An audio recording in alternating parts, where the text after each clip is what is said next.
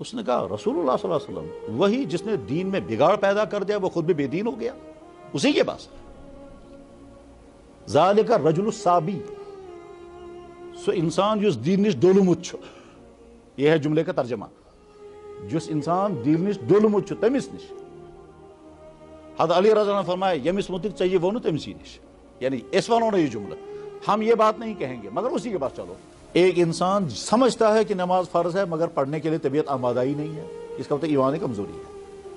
یہ کمزوری بڑھتے بڑھتے وہاں تک بھی پہنچ سکتے کہ اس کے ذہن میں آئے گا نماز ہے ہی نہیں ضروری، اس کا مطلب یہ ہے کہ اور زیادہ ڈاؤن حالت ہو گئی۔ ایک انسان سمجھتا ہے کہ حرام سے بچنا ہے اور بچتا بھی ہے، اس کا مطلب ایمان کی حالت مضبوط ہے، جو ایمان اس کو روک رہا ہے اس برے کام سے۔ ایک انسان کو خیال آتا ہے کہ میں اپنی آنکھ سے فلاں کو دیکھوں گا، لیکن اندر کا ایمان طاقتور ہے، اس کو روک لیتا ہے۔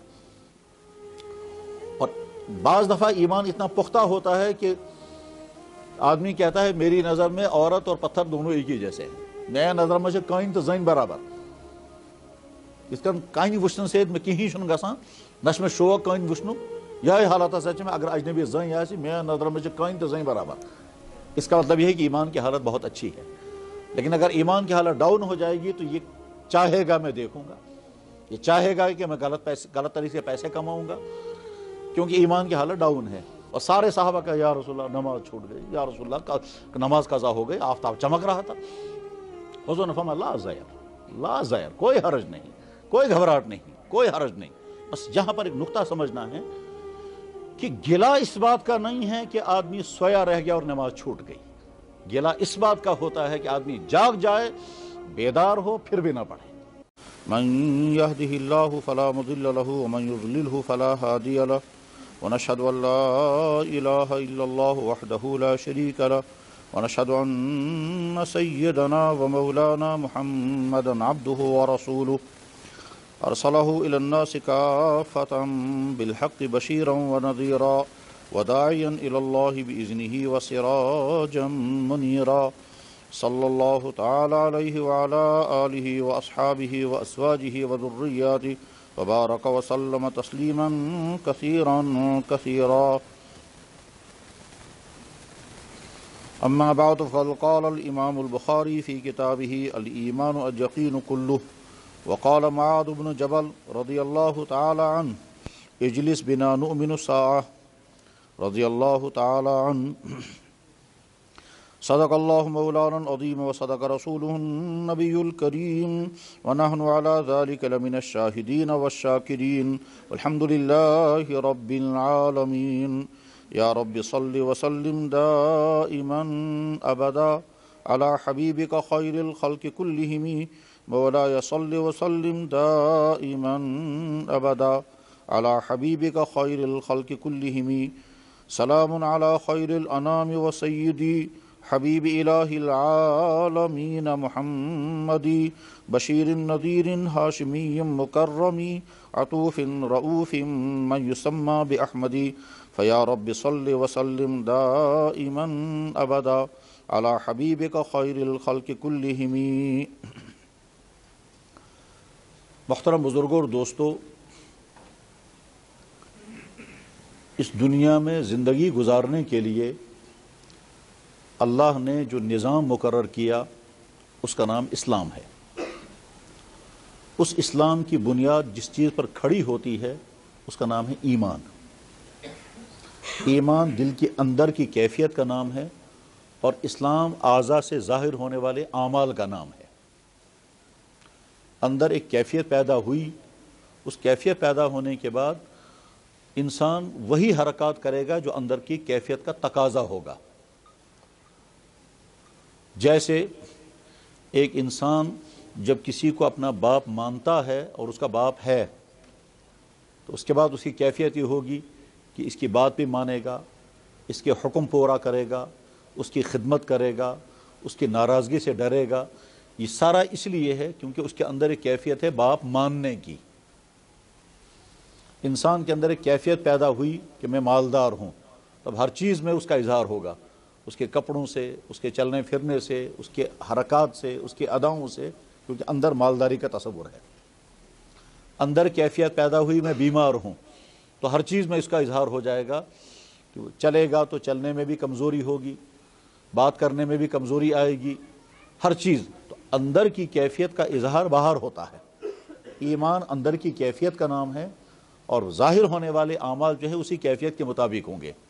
اگر ایمان ہے مضبوط تو اعمال بھی ویسے ہی ہوں گے، اور اگر ایمان کمزور ہوگا تو اعمال میں بھی کمزوری آئے گی۔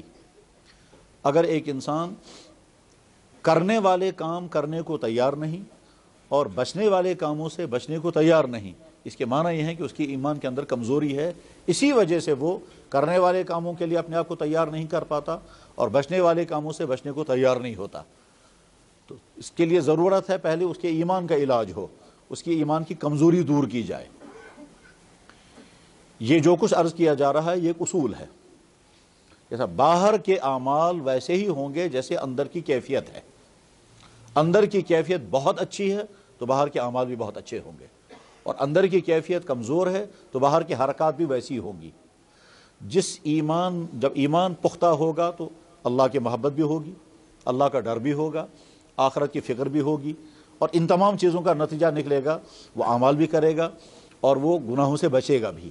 جن چیزوں سے اللہ کے ناراض ہونے کا خدشہ ہے یا بیان ہوا ہے ان سے وہ بچے گا، اور جن چیزوں کے کرنے کا اللہ کی طرف سے حکم ہے ان چیزوں کو کرے گا، کیونکہ اندر کی کیفیت اس کی ایمان والی کیفیت ہے۔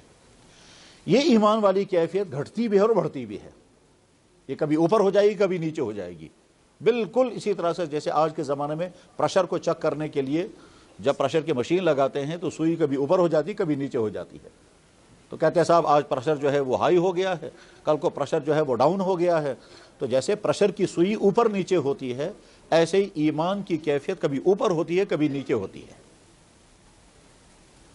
ایک انسان سمجھتا ہے کہ نماز فرض ہے مگر پڑھنے کے لیے طبیعت آمادہ ہی نہیں ہے، اس کا مطلب ایمان کمزوری ہے۔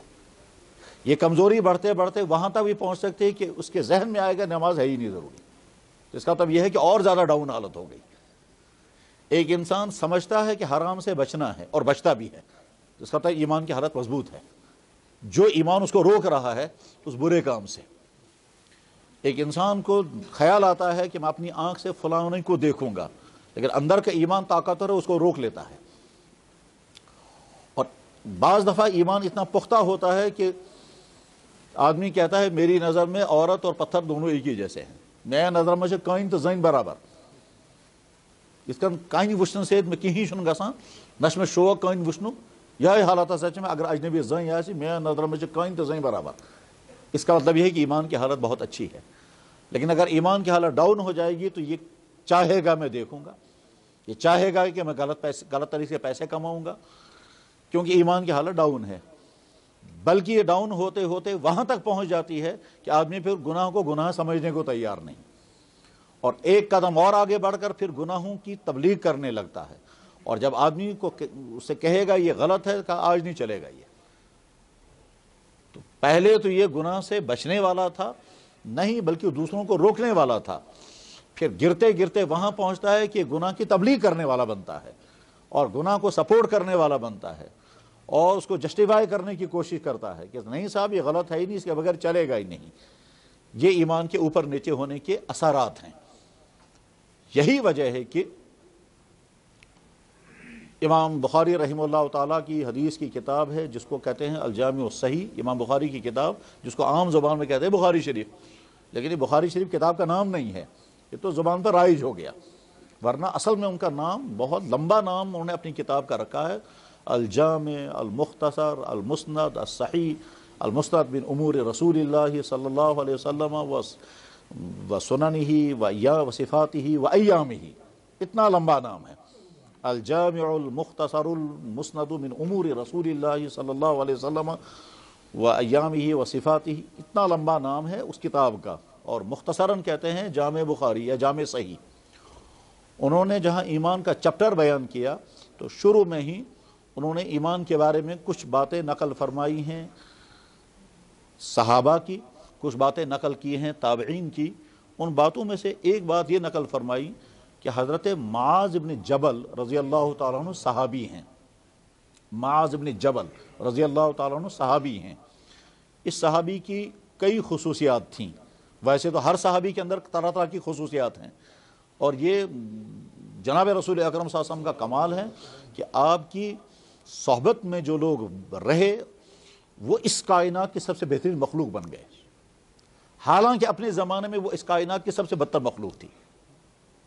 حضرت عمر بن خطاب کہا بھی کرتے تھے میں وہ شخص ہوں کہ میں اونٹ چرانا نہیں جانتا تھا، اور میرے والد میری پٹائی کرتے تھے کہ تم اونٹ چرا نہیں سکتے، تم کیا کرو گے زندگی میں؟ اور یہ اس وقت کہہ رہے تھے جب وہ آدھی دنیا پر حکومت کر رہے تھے، نصف ورلڈ ان کے کنٹرول میں تھا، پورا ایران، سنٹرل ایشیا، پورا عراق، پورا عرب، پورا ملک شام، مراکش تک، یعنی یہاں افغانستان کی سرحد سے لے کر مراکش تک ایک ہی شخص کی حکمرانی چل رہی تھی، عمر بن خطاب رضی اللہ تعالیٰ کی۔ اس وقت وہ کہہ رہے تھے کہ میں ایک زمانہ تھا میرے والد کہا کرتے تھے عمر تو اونٹ نہیں چرا سکتا ہے تو کیا کرے گا، اور آج میری حالت یہ ہے۔ یہ سب اللہ کے نبی علیہ السلام کی تربیت کا نتیجہ تھا۔ تو ہر صحابی کے اندر طرح طرح کی خصوصیات تھیں۔ معاذ بن جبل رضی اللہ تعالیٰ عنہ کی خصوصیت یہ تھی کہ ایک تو حضور نے فرمایا تھا کہ حلال اور حرام کو جتنا بہترین انداز میں معاذ سمجھتے ہیں دوسرا نہیں سمجھتے، اعلمہم بالحلال والحرام معاذ بن جبل، کہ حلال و حرام کو سب سے بہترین انداز میں سمجھنے والا معاذ بن جبل ہے۔ اور دوسری خصوصیت یہ تھی کہ ان کو جوانی میں اللہ کے نبی نے گورنر بنا دیا تھا یمن کا۔ یہ مسجد قباء میں امامت بھی کرتے تھے، تو جوان تھے، مسجد قباء میں جب نماز پڑھاتے تھے تو اتنی لمبی نماز پڑھاتے تھے عشاء کی نماز کہ پہلی رکعت میں سورہ بقرہ تقریباً 2.5 پارے اور دوسری رکعت میں سورہ آل عمران، اتنی لمبی نماز پڑھایا کرتے تھے۔ تو ایک دفعہ ایک صحابی دن میں مزدوری کر کے کام کاج کر کے تھک کر کے گھر آئے، انہوں نے سوچا گھر جانے کے بجائے میں پہلے مسجد میں جاؤں گا، نماز پڑھ کر پھر گھر جاؤں گا۔ چنانچہ وہ مسجد میں نماز پڑھنے کے لیے آئے، انہوں نے سوچا کہ بس جو ہی نماز سے فارغ ہو جاؤں گا، دن کا تھکا ہوا ہوں، گھر چلا جاؤں گا، ظاہر ہے گھر والے بھی انتظار کر رہے ہوں گے۔ اب معاذ بن جبل نے جب اتنی لمبی نماز شروع کی، وہ پڑھاتے ہی تھے اتنی لمبی نماز، اور شوق تھا اتنا نماز پڑھانے کا کہ کبھی حضور کے ساتھ ایک نماز پڑھ کر آئے پھر وہی نماز دوبارہ آ کے پڑھا دیتے تھے۔ بعد میں اللہ کے نبی علیہ السلام نے اس کو منع کر دیا تھا۔ تو خیر وہ جو صحابی تھے وہ بیچارے جب لمبی نماز میں کھڑے ہو گئے، ادھر سے تھکے ہوئے تھے، انہیں نماز بیچ میں توڑ دی، اور توڑنے کے بعد کہا اتنی لمبی نماز ہم سے کہاں پڑھی جائے گی، اور شور مچاتے ہوئے وہاں سے نکل گئے۔ پھر مسجد میں اپنی نماز الگ پڑھی یا گھر میں جا کر پڑھی، اگلے دن حضور کی خدمت میں پہنچے کہ یا رسول اللہ یہ نماز تو ہم نہیں پڑھ سکتے اتنی لمبی نماز۔ حضور نے فرمایا کون کتنی لمبی نماز؟ کہا تھا معاذ بن جبل اتنی لمبی نماز پڑھاتے ہیں۔ تو جناب رسول اکرم صلی اللہ علیہ وسلم نے معاذ بن جبل کو بلایا اور فرمایا افتان انت یا معاذ، معاذ اس کی وجہ سے تو فتنہ ہو جائے گا جو تم کر رہے ہو۔ اور 3 دفعہ فرمایا افتان انت افتان انت افتان، اس کی وجہ سے تو فتنہ ہو جائے گا، لوگ نماز سے نفرت کرنے لگیں گے۔ پھر فرمایا من کان منکم اماما فلیخفف فی صلاتہ، تۄہہِ منٛز یُس امام یہ بناو نا تٔمِس پزِ مۄخصر نماز پرناوٕنۍ، تیٖژ زیٖٹھ نہٕ کہ لُکھ یِن تنگ۔ اتنی لمبی نماز مت پڑھاؤ کہ مقتدی جو ہے وہ پریشان ہو جائیں گے۔ مقتدیوں میں کوئی بیمار ہوتا ہے، کوئی بوڑھا ہوتا ہے، کوئی ضرورت مند ہوتا ہے، اس کو جلدی نکلنا ہوتا ہے، مختصر نماز پڑھاؤ۔ تو یہ معاذ بن جبل ہیں۔ یہ معاذ بن جبل رضی اللہ تعالیٰ بار بار کہا کرتے تھے آ جاؤ میرے پاس بیٹھو، تھوڑا ہم ایمان کو تازہ کریں گے، اجلس بنا نؤمن ساعتا، آ جاؤ میرے پاس بیٹھو تھوڑی دیر، ہم ایمان کو تازہ کریں گے، ہم ایمان کو پختہ کریں گے، ہم ایمان کو بڑھائیں گے۔ یہ جملہ امام بخاری نے کتاب الایمان میں نقل کیا، یہ بتانے کے لیے کہ ایمان کی لیول اوپر نیچے ہوتی رہتی ہے۔ اس لیے صحابی دوسرے سے کہتے تھے اجلس بنا نؤمن ساعتا، آ جاؤ تھوڑی دیر ہم کچھ باتیں کریں گے، اس سے ہمارا ایمان تازہ ہوگا، ایمان میں پختگی آئے گی، ایمان کی سوپر اوپر ہو جائے گی۔ اس کا مطلب یہ ہے کہ سوئی اس کے نیچے بھی ہوتی ہے اوپر بھی ہوتی ہے، یہ صحابی کہہ رہے ہیں۔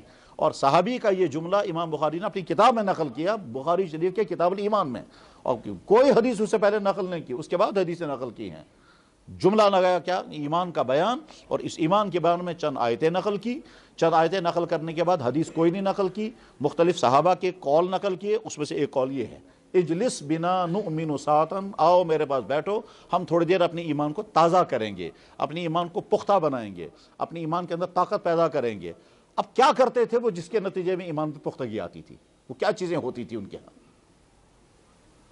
تو وہ طرح طرح کی چیزیں تھیں، ان میں سب سے اہم ترین چیز وہ سناتے تھے حضور کے زمانے کے حالات، کیا کیا واقعات پیش آئے، ہم نے کس سفر میں کیا مصیبتیں جھیلی، کس طرح سے فلاں علاقے میں ایمان پہنچا۔ اس طرح کے واقعہ سنانے کے بعد ان کے ایمان کے اندر جوش آ جاتا تھا، اور اعمال کا شوق پیدا ہوتا تھا، ایمان میں پختگی آتی تھی، اپنے مسلمان ہونے پر اطمینان اور پختہ ہو جاتا تھا، حالانکہ ان کی ایمان میں کوئی کمزوری نہیں ہو سکتی تھی، مگر اس کے باوجود میں مثال عرض کرتا ہوں، دیکھیں کیسے ایمان میں پختگی آتی ہے۔ بخاری شریف میں ہی حدیث ہے، صحابی کا نام ہے عمران ابن حسین رضی اللہ تعالیٰ عنہ۔ امام بخاری رحمہ اللہ تعالیٰ نے اس کو تیمم کے چپٹر میں نقل کیا، تیمم کے چپٹر میں۔ عمران ابن حسین کہتے ہیں کہ ہم جناب رسول اکرم صلی اللہ علیہ وسلم کے ساتھ ایک سفر میں تھے، مسلسل چلتے رہے تو تھکاوٹ بہت زیادہ ہو گئی۔ کچھ صحابہ نے ہمت کر کے عرض کیا، یا رسول اللہ بہت تھکاوٹ ہو گئی، تو عرض یہ ہے کہ اگر آپ قافلہ روک دیں، تھوڑا آرام کریں گے، پھر چلیں گے۔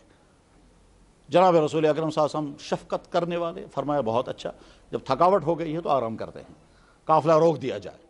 چنانچہ قافلے کو روکنے کا اعلان ہوا، تمام صحابہ نے اونٹوں سے اپنا اپنا سامان نیچے اتارا اور لیٹ گئے۔ عمران بن حسین کہتے ہیں کہ تھکے ہوئے مسافر کو سب سے مزیدار چیز کیا لگتی ہے؟ سونا۔ اس وقت نیند سے زیادہ مزیدار چیز اور کوئی نہیں ہے، تو اس لیے کھٹا کھٹ جلدی جلدی تمام صحابہ لیٹ گئے۔ آپ علیہ السلام نے سوچا بھائی یہ تو سارے سو جائیں گے تو فجر کی نماز کے لیے شاید اٹھا ہی نہیں پائے گا کوئی، اس لیے کسی کی ڈیوٹی رکھنی چاہیے جو نماز کے لیے اٹھائے۔ تو حضرت بلال رضی اللہ تعالیٰ عنہ اور ان کے ساتھ ایک اور صحابی کو مقرر کر دیا کہ آپ فجر کی نماز کے لیے سب کو جگائیں گے۔ انہوں نے کہا حضرت بالکل ٹھیک ہے، میری ڈیوٹی ہے، میں تب تک جاگوں گا، فجر کے اذان کا وقت ہو جائے گا میں اذان پڑھوں گا، سب کو جگاؤں گا۔ حضرت بلال رضی اللہ تعالیٰ عنہ کے ساتھ دوسرے صحابی تھے، انہوں نے نمازیں پڑھی، تہجد پڑھا، اس کے بعد ان سے کہا بھائی میں تو جاگ رہا ہوں، آپ آرام کر لو۔ چنانچہ وہ بھی لیٹ گئے۔ اب حضرت بلال رضی اللہ تعالیٰ نے نماز پڑھ کر کے اور اپنے اعمال کیا کرنے ہوں گے وہ سارے کر کے ایک پتھر کے ساتھ ٹیک لگا کر بیٹھ گئے، یہ دیکھنے کے لیے کہ جو ہی صبح صادق کا ستارہ نظر آ جائے گا میں کھڑا ہو جاؤں گا، اذان پڑھوں گا اور صحابہ کو جگاؤں گا۔ وہ جو ٹیک لگا کر لیٹ بیٹھے تو ان کی آنکھ لگ گئی اور ایسی نیند پڑ گئی کہ آفتاب نکل گیا اور وہ جاگ نہیں سکے۔ ٹھیک ہے، اب کوئی صحابی پہلا جاگ گیا، وہاں یہ نہیں لکھا یہ کون صحابی تھا جو پہلے جاگ گیا، پھر کوئی دوسرا صحابی بھی جاگ گیا، یہ بھی نہیں پتا وہ کون تھے، کوئی تیسرا صحابی بھی جاگ گیا، اس کا نام بھی نہیں ہے۔ پھر یہ حدیث بیان کرنے والا کہتا ہے چوتھے نمبر پر حضرت عمر بن خطاب بیدار ہو گئے، اور کان رجلا جلیدا، حضرت عمر بن خطاب بڑے دبنگ قسم کے آدمی تھے، بڑے جری آدمی تھے، وہ جو ہی اٹھے دیکھا تمام لوگ سو رہے ہیں، حتیٰ کہ جناب رسول اکرم صلی اللہ علیہ وسلم بھی آرام میں ہی ہیں، تو انہیں کھڑے ہو کر کہا اللہ اکبر اللہ اکبر اللہ اکبر، بس پڑھتے رہے، آواز بلند کرتے رہے، یہاں تک کہ حضور کی آنکھ بھی کھل گئی۔ وہاں حدیث میں یہ بھی ہے کہ صحابہ کہتے ہیں کہ ہم ہمت نہیں کرتے تھے حضور کو جگانے کی، ہم یہ سوچتے تھے کہ ہو سکتا ہے جناب رسول اکرم صلی اللہ علیہ وسلم اس وقت آرام کر رہے ہیں اور آرام میں کوئی وحی آ رہی ہوگی، اس لیے ہم ہمت نہیں کرتے تھے جگانے کی۔ بس حضرت عمر بن خطاب نے اللہ اکبر پڑھنا شروع کیا، اس آواز سے حضور خود جاگ گئے، مگر کسی نے ہاتھ نہیں لگایا، کسی نے قریب جا کر کے کوئی اور بات نہیں کی۔ بہرحال جب جناب رسول اکرم صلی اللہ علیہ وسلم کھڑے جاگ گئے، دیکھا تمام لوگ سوئے ہوئے ہیں، اب سب کو جگایا گیا تو سب کو بڑا افسوس ہوا، اور سارے صحابہ کا یا رسول اللہ نماز چھوٹ گئی، یا رسول اللہ نماز قضا ہو گئی، آفتاب چمک رہا تھا۔ حضور نے فرمایا لا ضیر لا ضیر، کوئی حرج نہیں، کوئی گھبراہٹ نہیں، کوئی حرج نہیں۔ بس یہاں پر ایک نقطہ سمجھنا ہے کہ گلہ اس بات کا نہیں ہے کہ آدمی سویا رہ گیا اور نماز چھوٹ گئی، گلہ اس بات کا ہوتا ہے کہ آدمی جاگ جائے، بیدار ہو، پھر بھی نہ پڑھے۔ یہ ہے چنانچہ ترمذی شریف حدیث کی کتاب ہے، اس میں حدیث موجود ہے، صحابہ کرام نے عرض کیا یا رسول اللہ کبھی ہماری آنکھ لگ جاتی ہے، جاگ نہیں پاتے، نماز چھوٹ جاتی ہے، تو آپ نے فرمایا لیس فی النوم تفریط انما التفریط فی الیقظہ، تم سوئے رہ گئے، نندر گئی پہ، ہوشیار گون ہے انسان، اچھن کہیں گلا، اس میں کوئی شکوہ نہیں ہے کہ آپ کی آنکھ نہیں کھل سکی، گلا تب ہے کہ جب تم جاگے ہوئے تھے اور پھر بھی نہیں تم نے پڑھی، افسوس تب ہے۔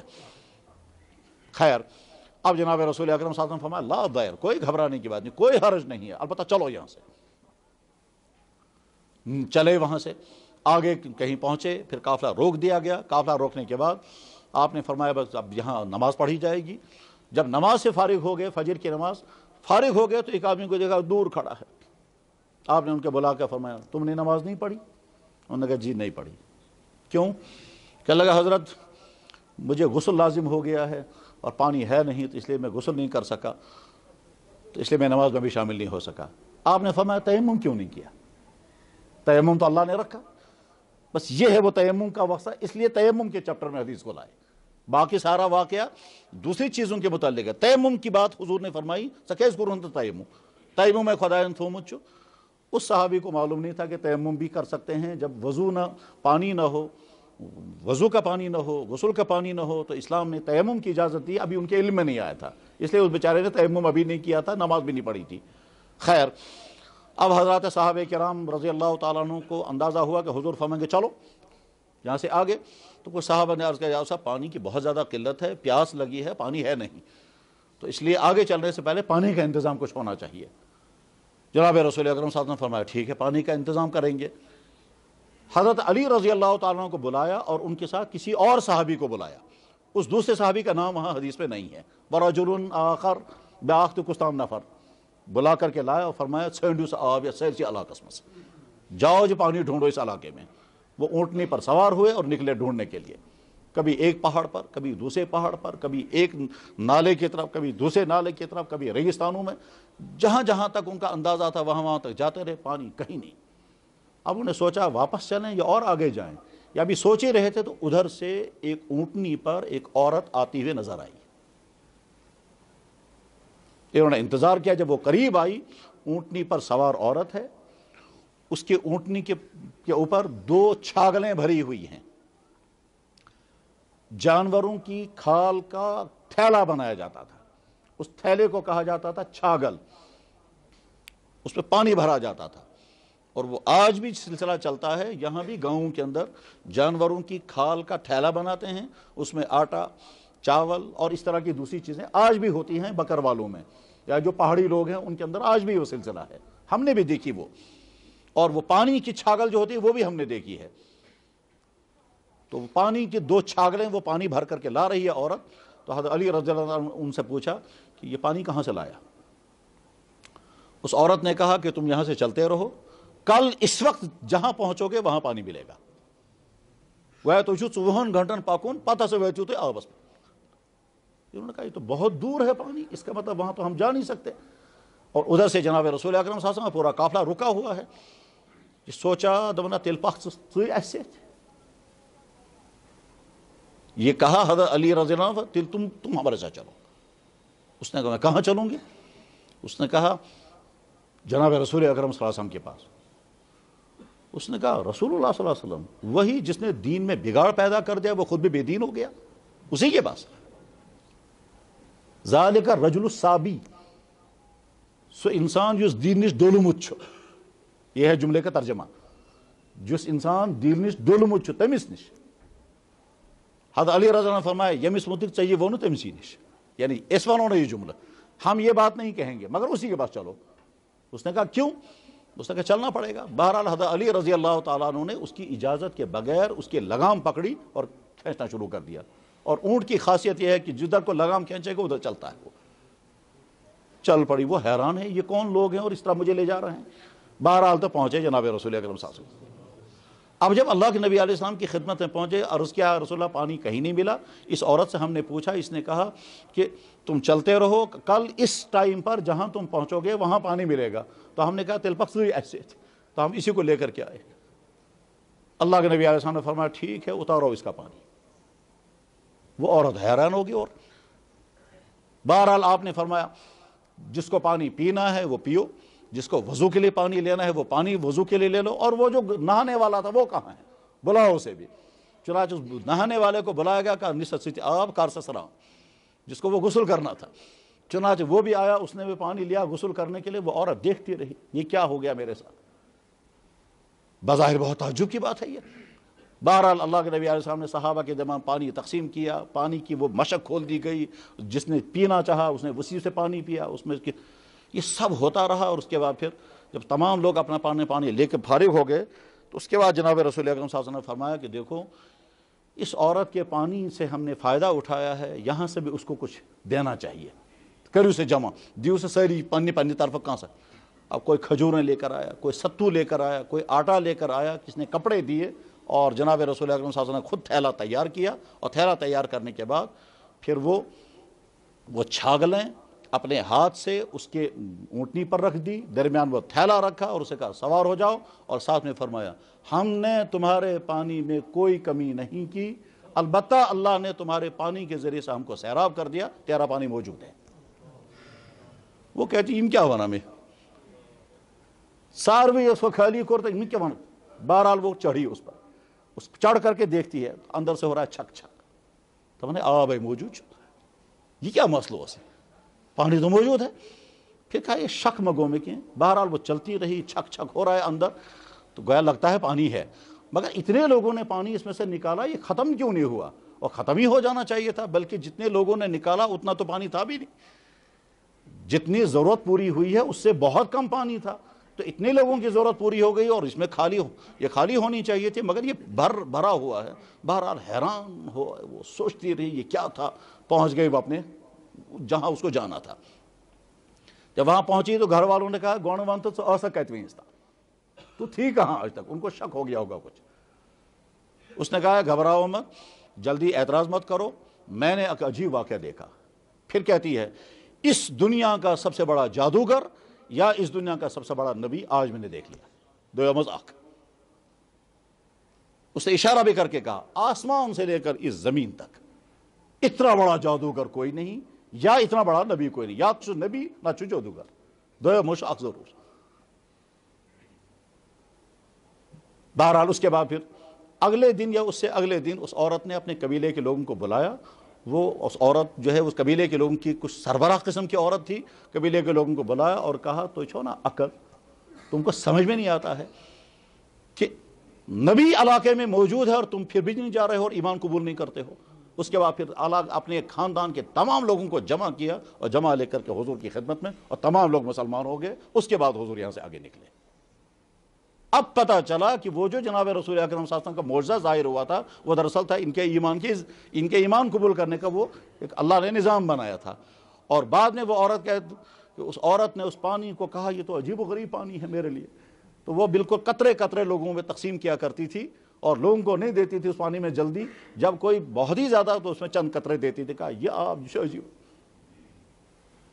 اب جب صحابی نے یہ واقعہ بیان کیا ہوگا تو ظاہر ہے سننے والے کہیں گے ایسے سفر میں موجود ہے۔ اب جو صحابی اس سفر میں موجود تھا اس نے جب اس واقعے کو پھر سنا اور اس نے بھی اپنی کچھ معلومات پیش کی تو ان کے ایمان میں اور اضافہ ہو۔ یہ ہے وہ طریقہ ایمان میں اضافہ کرنے کا۔ جناب رسول اکرم صلی اللہ علیہ وسلم عشاء کی نماز سے فارغ ہوئے، آپ نے فرمایا آج مہمان بہت زیادہ ہیں، اس لیے جس آدمی کے گھر میں کھانے کا انتظام ہے ایک ایک دو مہمانوں کو ساتھ لے جاؤ۔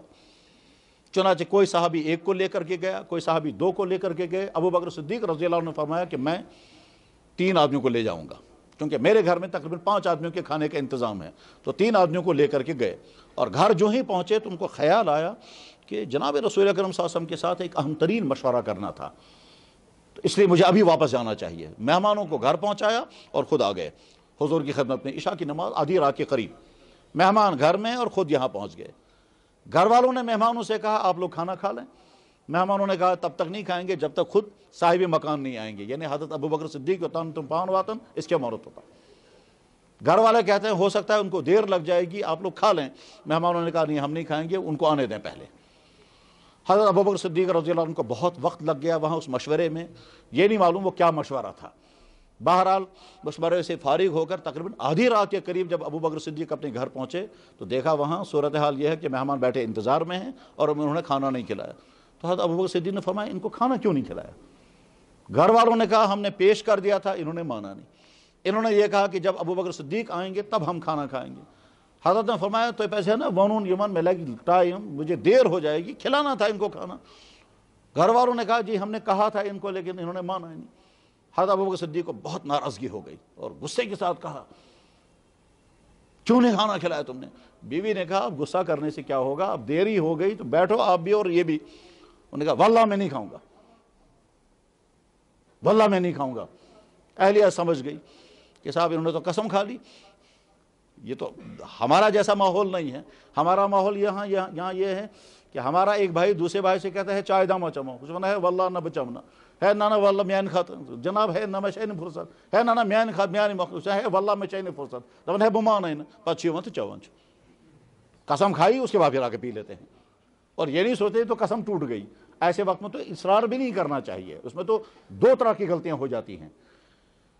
چائے دما چمو دپان باس ون کہ وسا مسا چت, اگر تم ایس نہ چمز پتہ کورن قسم واللہ باس ون چت, یہ گناہ کبیرہ ہو گیا. جھوٹی قسم کھانا گناہ کبیرہ ہے. اچھا نا یمین غموس, یہ بھی بخاری میں حدیث ہے کہ اگر کسی شخص نے کوئی کام نہیں کیا تھا اور قسم کھا کر کے کہا میں نے کیا تو یہ گناہ کبیرہ ہو گیا. اور اگر کسی آدمی نے کوئی کام کیا تھا اور قسم کھا کر کے کہا میں نے نہیں کیا تو یہ بھی گناہ کبیرہ ہے. مثلا فرض کریں باپ نے بیٹے سے کہا ژٕ چھُکھ سگریٹ چیوان, دپان ہاں نہ, آز ما چوس سگریٹ, دپان ہاں بالکل نہ, مگر چومت اوسُن, کر سا قسم. اب بیٹا قسم کھا کے کہتا ہے واللہ میں چھُنہٕ چومت سگریٹ, حالانکہ چومت اوسُن, تو گئے زٕ گناہ, ایک قسم جھوٹی قسم اور ایک سگریٹ. باپ نے کہا ژےٚ پٔرتھا نماز آز, أمۍ ٲس نہ پٔرمٕژ, مگر أمۍ کوٚر قسم آ میں چھِ پٔرمٕژ. جو کام نہیں کیا تھا اور قسم کھائی میں نے کر لیا تو جھوٹی قسم, جو کام کیا تھا اور قسم کھائی میں نے نہیں کیا تو یہ جھوٹی قسم. ان دونوں جھوٹی قسموں کو حدیث میں کہا گیا ہے یمین غموس, اور یہ گناہ کبیرہ ہے. ہم سمجھتے بھی نہیں یہ گناہ کبیرہ ہے. ممکن چھُ تۄہہِ ذہنس منٛز یہ کتھ جایہِ چھُ لیکھِتھ یہ چھُ گناہ کبیرہ, یہ کتہِ چھُ لیکھِتھ یہ چھُ گناہ کبیرہ, تتھ چھُ جواب. فرمایا جناب رسول اکرم صلی اللہ علیہ وسلم الکبائر, بڑے بڑے گناہ, الاشراک باللہ, اللہ کے ساتھ کسی کو شریک ٹھہرانا, وعقوق الوالدین, ماں باپ کی نافرمانی کرنا, وقتل النفس بغیر حق, ناحق کا انسان قتل سن کرے, والیمین الغموس, اور جھوٹی قسمیں کرنا. یہ حدیث بھی بخاری شریف میں. اور اگر آدمی کہتا ہے کہ جناب بچم نہ چاہ ہے نہ چین پہ ہے واللہ بچم نہ میں چھن فرصت ہے واللہ میں چاہیے فرصت بچم نہ واللہ بچم نہ, پتہ زیادہ اصرار کرنس آب چین چائے پھٹ قسم, یہ جو قسم ٹوٹی اس کا کفارہ دینا پڑے گا.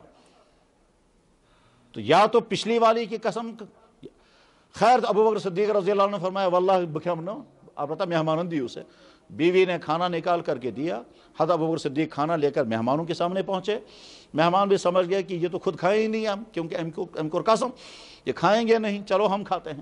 بہرحال مہمانوں نے کھایا, حضرت ابو بکر صدیق بیٹھے رہے, اصرار بھی ہوتا رہا اور کھاؤ, پیٹ بھر کر کے کھا چکے. تو اس کے بعد پھر ابو بکر صدیق کھانا کہ وہ برتن اٹھا کر کے جب واپس لائے تو بیوی سے کہتے ہیں بوزن چھکا بوزن چھکا. سنو عجیب کیا, جتنا کھانا میں لے کر کے گیا تھا وہ سارا کھانا واپس آ گیا, حالانکہ انہوں نے پیٹ بھر کر کے کھایا, اس میں کچھ کم نہیں ہوا. بیوی نے جب دیکھا کہنے لگا نہ یوتہان سے نموت اوسو شیشتہ میں علاوہ واپس آمد, یہ اس سے زیادہ واپس آیا ہے. ابو بکر صدیق نے رضی اللہ عنہ فرمایا تیل کھیم با امت ضرور. بیوی نے کہا ابھی تو آپ نے قسم کھائی ون کس کن کیا دپان بدم کفار مگر امت کھیم ضرور. ایسا برکت والا کھانا کہ حضور کے یہ مہمان تھے اور ہمارے گھر میں آئے اور پیٹ بھر کر کے انہوں نے کھانا کھایا, اس کے باوجود کھانا اتنا ہی ہے بلکہ اس سے زیادہ ہے, اس میں عجیب برکت ہے, میں ضرور کھاؤں گا اس میں سے. بیوی نے کہا تم نے قسم کھائی تھی آپ کیسے کھاؤ گے, انہوں نے کہا میں قسم کا کفارہ دوں گا مگر یہ کھاؤں گا ضرور. اتنے میں خیال آیا کہ جب یہ برکت والا کھانا ہے تو میں خود کیوں کھاؤں گا, میں حضور کے پاس لے جاؤں گا. چنانچہ وہ کھانا لے کر پہنچے حضور کی خدمت میں, اور رات ہی کا وقت ہے. جب حضور کی خدمت میں پہنچے تو شاید جناب رسول اکرم صلی اللہ علیہ وسلم اس وقت تہجد کی نماز ادا فرما رہے تھے. ابو بکر صدیق حاضر.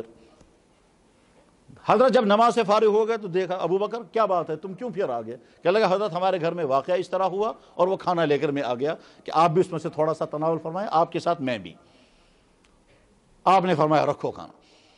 یہ نہیں معلوم وہ کھانے میں کیا تھا, ستو تھے, کھجوریں تھی, دودھ تھا, گوشت تھا, پنیر تھا. یہی چیزیں اس زمانے میں کھائی جاتی تھی, دودھ, کھجوریں, ستو, جو کی روٹیاں, پنیر کے ٹکڑے. یہ اس زمانے کی غذا تھی, عمومی غذا. حضور نے چاول زندگی میں کبھی نہیں کھایا, کبھی نہیں کھایا.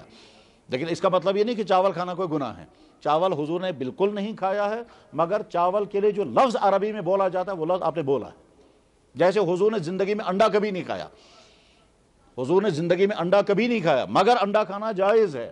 جائز کپیر گو سو بات بس جائز کپیر گو, یہ مگر ہے جائز. چاول کھانا جائز ہے, حضور نے زندگی میں کبھی نہیں کھایا. چاول کا لفظ حضور کی زبان پر آیا ہے, عربی کا لفظ, عربی میں ارز کہتے ہیں چاول کو. تو بہرحال جناب رسول اکرم صلی اللہ علیہ وسلم کی خدمت میں کھانا پہنچا. حضور نے ابھی تناول نہیں فرمایا تھا تو باہر کو شور ہو گیا, آوازیں آ گئی.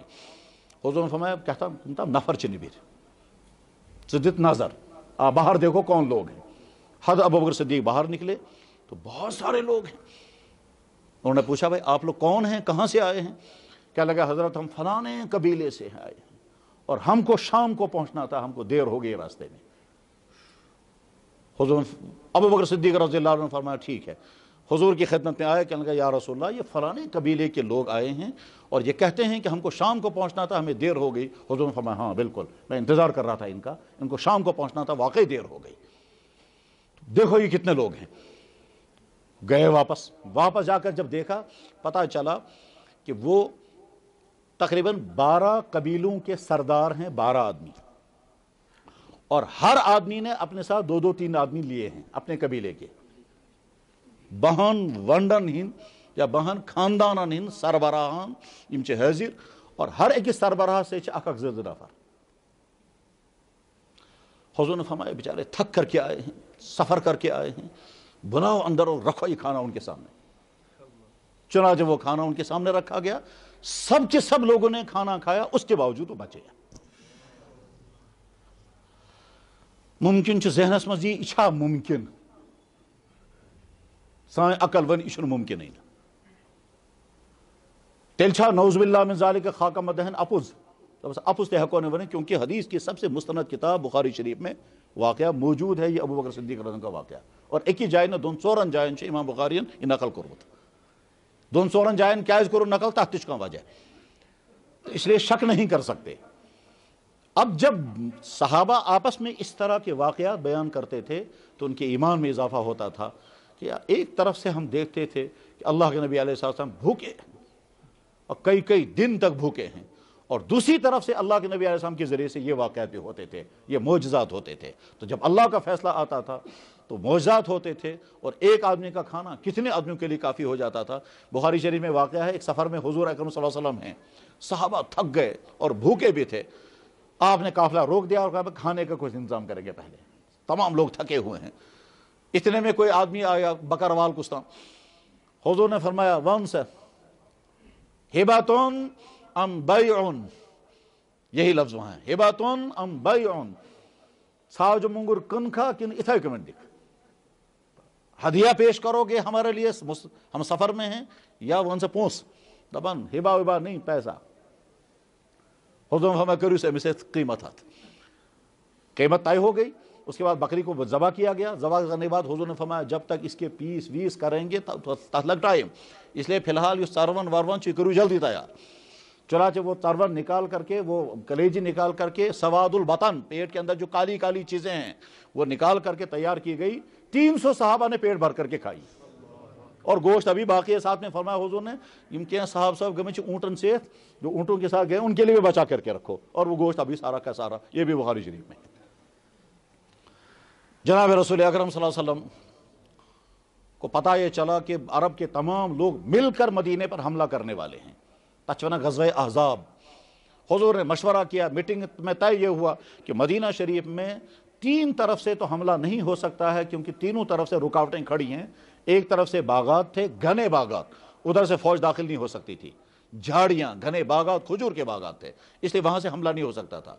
दूसरी तरफ से मशरिक की तरफ से बहुत खतरनाक चट्टानें थी, वहाँ से भी हमला नहीं हो सकता था। मगरिब की तरफ भी खतरनाक चट्टानें थी, वहाँ से भी हमला नहीं हो सकता था। उसको कहते थे बुस्तानुल जुनूबी, हर्रा शर्किया और हर्रा गरबिया। मशरिक की तरफ चट्टानें थी, वहाँ से हमला नहीं हो सकता था। मगरिब की तरफ चट्टानें थी, वहाँ से भी हमला नहीं हो सकता था।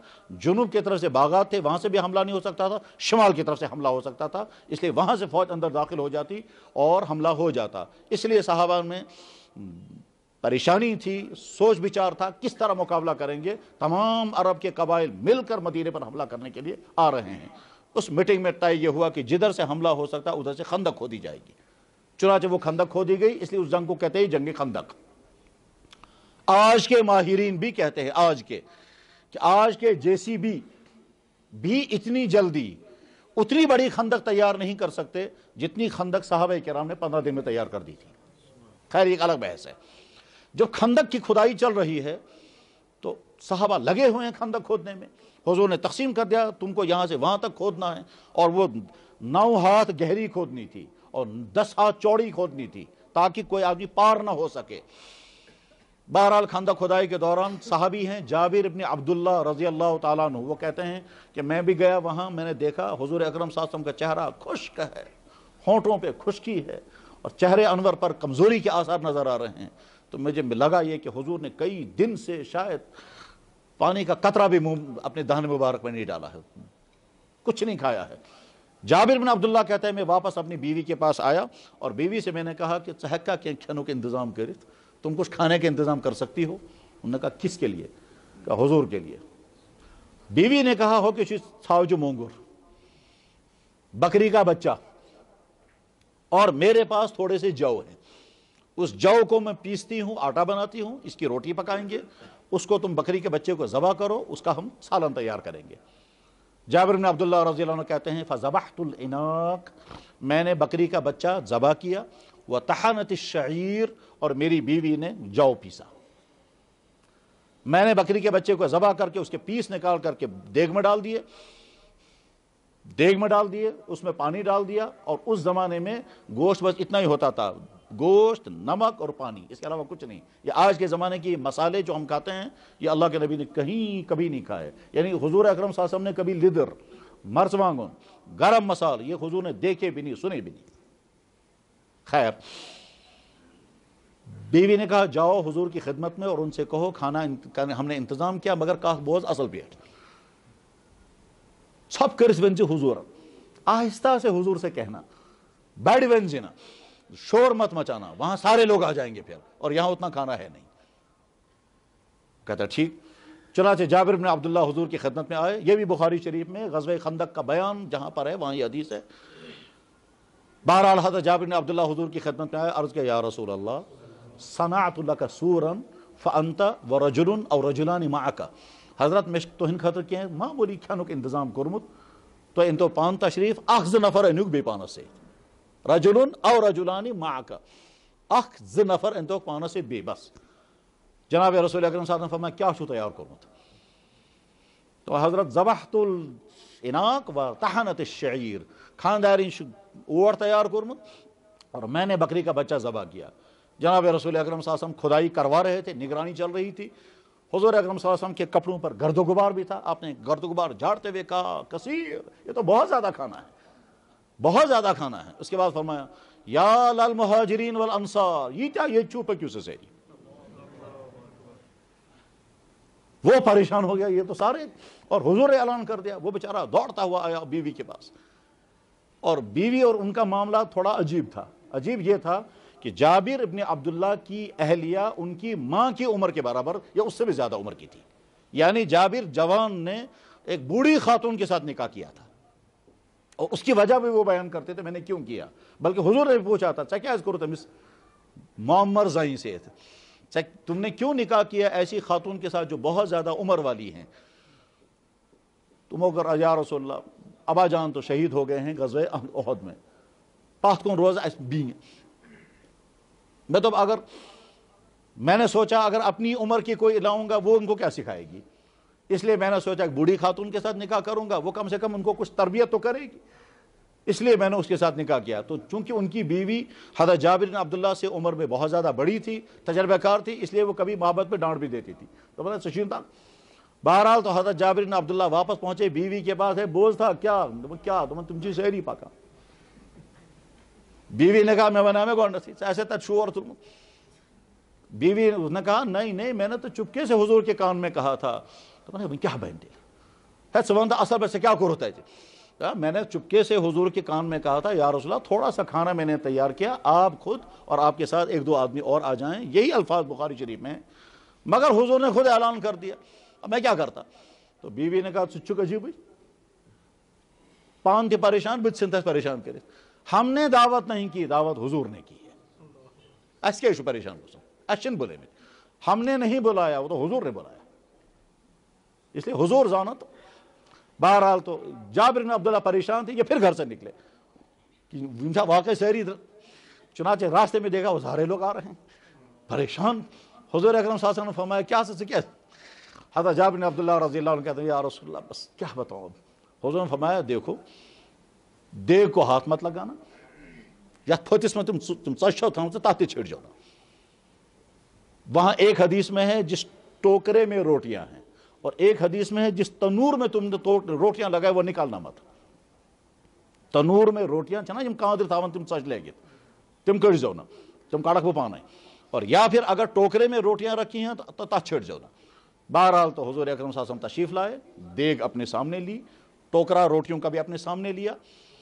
اور ایک حدیث میں دوسرے انداز سے ہے کہ آپ علیہ السلام نے فرمایا ایٹی چھڑ جو نا. آپ تشریف لائے اور اپنا لعاب مبارک آٹے پر لگایا، اور اس کے بعد فرمایا انیو سبھی سچ کرنے واجی اور روٹیاں پکاؤ. بہرحال اس طرح ہوا یا اس طرح ہوا، حدیثیں دونوں طرح کی ہیں. اس کے بعد پھر جناب رسول اکرم صلی اللہ علیہ وسلم نے وہ ٹوکرا اپنے پاس رکھا، دیگ اپنے پاس رکھی، دیگ میں سے بڑا گوشت کا پیس نکالتے، یہاں سے روٹی ایک نکالتے، اس کے پر روٹی رکھتے، اور اس کے بعد پھر ایک ایک صحابی کو تقسیم کرتے گئے. فرمایا ہے راس بیر کر جو نا، 5-5 نفر ایسو اندر اور پن حصہ رٹو. چنانچہ صحابہ 5-5 10 آدمی اندر آتے ہیں اور لیتے ہیں. ہو سکتا ہے کسی نے دوسری مرتبہ بھی لائن میں لگ کر لیا ہوگا. ٹھیک، بہرحال حضور اکرم صلی اللہ علیہ وسلم نے تقسیم کیا، کھاتے رہے.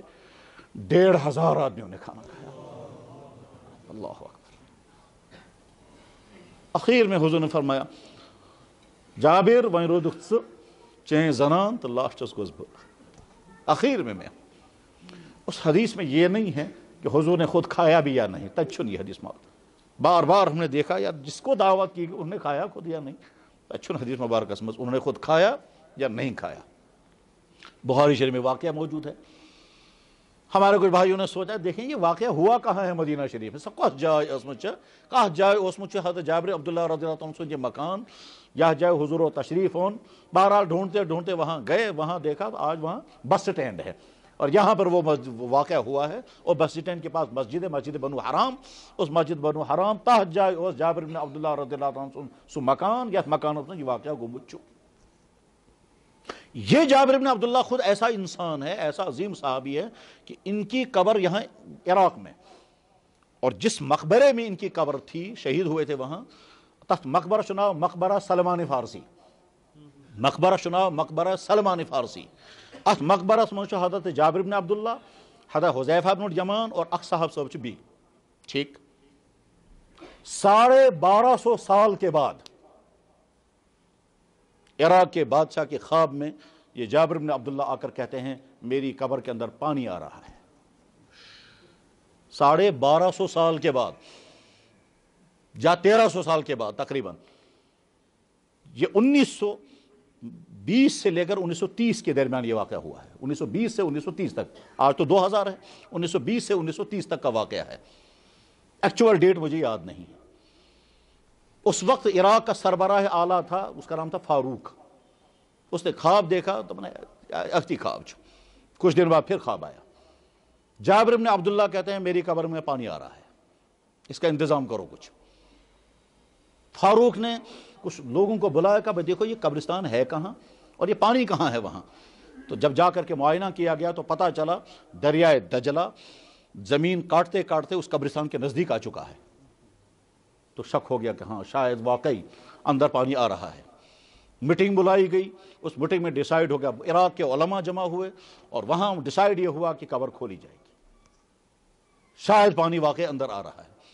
جو ہی یہ خبر پھیل گئی کہ صحابہ کی قبریں کھولنی ہے آج، تو اس زمانے میں حج کا زمانہ تھا، مدینہ طیبہ اور مکہ مکرمہ میں اطلاع پہنچ گئی، وہاں سے ہزاروں انسان پہنچ گئے. اس طرح سے وچھو صاحب صاحب قبر کھولنا 1200-1300 سال کے بعد ہزاروں انسان وہاں کھڑے دیکھتے رہے. اور جب وہ قبریں کھودی گئی تو ٹھیک صحیح سالم ان کی میت نکل آئی، اور جب میت باہر نکل آئی تو ان کے خون کے قطرے پھر گر گئے. بے شمار لوگ وہاں مسلمان ہوئے. اور یہ ساری رپورٹ جن لوگوں نے لکھی ہے ان میں سے ایک غیر مسلم جوڑا تھا مدراس کا، وہ بھی وہاں تھے، وہ صحافی تھے، جرنلسٹ. انہوں نے یہ سارا منظر جب دیکھا تو وہ مسلمان بھی ہو گئے تھے. جابر بن عبداللہ رضی اللہ تعالیٰ. میرے بھائیوں، یہ ہے وہ ترتیب جس ترتیب کے مطابق جب صحابہ آپس میں تذکرے کرتے تھے تو ان کے ایمان میں اضافہ ہو جاتا تھا. آج جب ہم یہ واقعات پڑھتے ہیں، سنتے ہیں، تو ہمارے ایمان کے اندر بھی ہلچل آتی ہے کہ اللہ کی طاقت واقعی ہے. اللہ جو چاہیں جب چاہیں جس طرح چاہیں کر سکتے ہیں. اللہ کی طاقت جب چاہیں معجزات کے ذریعے سے، جب چاہیں اللہ تعالیٰ شان ہوں حضور بھوکے ہیں تو بھوکے ہیں، اور وہی اللہ جب چاہتے ہیں تو حضور کے ذریعے سے ہزاروں کو کھلا رہے ہیں 2-3 آدمیوں کو کھانا۔ طاقت اللہ کے ہاتھ میں ہے، ذریعہ بنتا ہے جناب رسول اکرم کی ذات اقدس، اور جو صحابہ اپنی نظروں سے دیکھتے تھے تو نظروں سے دیکھنے کے بعد ان کے ایمان کے اندر طاقت آتی تھی۔ جب ایمان کے اندر قوت آ گئی تب اس کے بعد نتیجہ کیا نکلتا ہے؟ انسان کے لیے پھر اعمال کرنے آسان ہو جاتے ہیں۔ تو میرے بھائیوں، اللہ نے ہم کو ایمان کی دولت عطا فرمائی، ہم اللہ کو اپنا اللہ مانتے ہیں اور جناب رسول اکرم صلی اللہ علیہ وسلم کو اپنا نبی مانتے ہیں۔ اللہ کی ذات حق ہے اور اللہ کے نبی کی ذات بھی حق ہے۔ اللہ کی ذات حق ہے اس لیے کہ کائنات کا پتا بھی خود نہیں ہل سکتا جب تک ہلانے والا نہ ہو۔ یہ ساری کائنات کا نظام چل رہا ہے، اللہ نہ ہوتے تو کائنات کا نظام نہیں چل سکتا تھا۔ آج تو سائنسی زمانہ ہے، سائنسی زمانے میں تو لوگوں کو زیادہ اطمینان ہو جانا چاہیے اللہ کی قدرتوں پر، کیونکہ سائنس کا ایک ایک شعبہ، سائنس کا ایک ایک ڈپارٹمنٹ چیخ چیخ کر اللہ کی قدرتوں کا اعلان کرتا ہے۔ جس سائنس کے ڈپارٹمنٹ کو آپ پڑھیں گے۔ میں ایک دفعہ سفر میں تھا، راجوری سے ہم جموں آ رہے تھے تو گاڑی میں ایک صاحب بیٹھے ہوئے تھے جو کچھ اتھیسٹ قسم کا تھے، مگر وہ کھل کر کہہ نہیں پاتا تھا۔ خوزان بہکا بن مگر اندر تمس خبر، یعنی اتھیسٹ کا مطلب خبر خدا چھاتے گننا، ام قسمک ذہن اچھا نا اتھیسٹ۔ آج تو یہ لوگ کام کرتے ہیں، یہاں کھل کر کے کام کرتے ہیں، لوگوں کو ورگلاتے ہیں، حتیٰ کہ کالجوں میں بھی کہیں کہیں ایسے لوگ پائے جا رہے ہیں۔ خیر، تب وہ مجھے اندازہ ہوا کہ یہ اتھیسٹ قسم کا آدمی ہے، تو میں نے ان سے کہا جی آپ نے تو سائنس بہت پڑھی ہے جی۔ میں نے کہا زندہ رہنے کے لیے آکسیجن چاہیے، اور اگر آکسیجن کا بیلنس زیادہ ہو جائے گا تو پیڑ پودے ختم ہو جائیں گے۔ پیڑ پودے، زمین کے اندر سے نکلنے والی تمام نباتات، جتنے پلانٹس ہیں، ان تمام کے لیے کاربن ڈائی آکسائڈ چاہیے، آکسیجن نہیں۔ آکسیجن ان کے لیے زہر ہے، جیسے کاربن ڈائی آکسائڈ ہمارے لیے زہر ہے، ایسے آکسیجن ان کے لیے زہر ہے۔ تو جب سے یہ دنیا بنی ہے تب تک آکسیجن اور کاربن ڈائی آکسائڈ کا بیلنس چل رہا ہے۔ یہ بیلنس کون کرتا ہے؟ اگر کوئی کرنے والا نہیں ہے تو یہ بیلنس کیسا؟ اور اتنا باریک بیلنس ہے کہ 1,00,000 ڈگریاں بنائی جائیں، اس میں سے ایک اگر اوپر نیچے ہو جائے گا تو امبیلنس ہو جائے گا، تو امبیلنس ہو جائے گا، اس کے بعد پھر آدمی زندہ رہیں گے۔ اگر کاربن ڈائی آکسائڈ زیادہ ہو گیا تو انسان مریں گے، اور آکسیجن زیادہ ہو گیا تو درخت گریں گے، درخت خشک ہو جائیں گے، اور فضا میں آگ کے اثرات پیدا ہو جائیں گے۔ ٹھیک، آگ جلنے میں کاربن ڈائی آکسائڈ کام نہیں کرتی ہے، اور آگ جلنے میں آکسیجن کام کرتی ہے۔ تو گویا دنیا کا نظام ہی سارا دارم برم ہو جائے گا۔ وہ کون ہے جو اس ساری کائنات کو نظام کو چلا رہا ہے؟ ایک اور اس کے مثال کہ دنیا میں جتنے انسان آتے ہیں وہ سارے انسان سیم شکل لے کر آتے ہیں، مگر ہر انسان کی ہر چیز دوسرے انسان سے ڈیفرنٹ ہے۔ ہر انسان کی آنکھ دوسرے انسان سے ڈیفرنٹ، کسی انسان کی آنکھ دوسرے انسان سے نہیں ملے گی۔ ساری دنیا کے انسانوں کی آنکھوں کے فوٹو اگر لیے جائیں، اس کے بعد ان کو دیکھا جائے تو کسی انسان کی آنکھ دوسرے انسان سے نہیں ملے گی۔ وہ کون ہے جو یہ الگ الگ قسمیں بنا رہا ہے؟ آنکھ تو بہت بڑی چیز ہے، یہ فنگر پرنٹس سارے لوگ جانتے ہیں کہ ہر ایک کے فنگرز الگ الگ ہیں۔ کتنی بڑی ہے اللہ کی وہ طاقت جو اس انگوٹھے کے اندر نقشے الگ الگ بناتا ہے، کسی انسان کا انگوٹھا دوسرے انسان کے ساتھ نہیں ملتا۔ قرآن کریم میں اللہ تعالیٰ فرماتا ہے اے انسانوں، قدم قدم پر میری نشانیاں تمہارے سامنے ہیں، میری قدرت، میری رحمت، میری عطا، یہ سب میری نشانیاں تمہارے پاس ہیں۔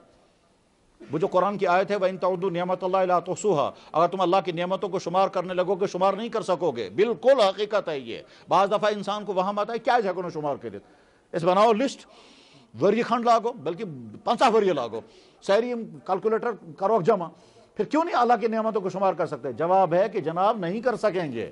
کیوں نہیں کر سکیں گے؟ کیونکہ بے شمار نعمتیں وہ ہیں جو تمہاری لسٹ میں آئیں گی ہی نہیں۔ آج تو سائنسی زمانہ ہے، بتائیے مرد کے اندر سیمن پیدا کرنا اللہ نے اپنے ہاتھ میں رکھا ہے۔ سیمن پیدا کرنا، پھر سیمن ہی نہیں، اس سیمن کے اندر سپرم پیدا کرنا اور خاص مقدار کے سپرم پیدا، یہ بھی تو اللہ نے اپنے ہاتھ میں رکھا ہے۔ عورت کی چھاتی میں دودھ پیدا کرنا اللہ نے اپنے ہاتھ میں رکھا ہے۔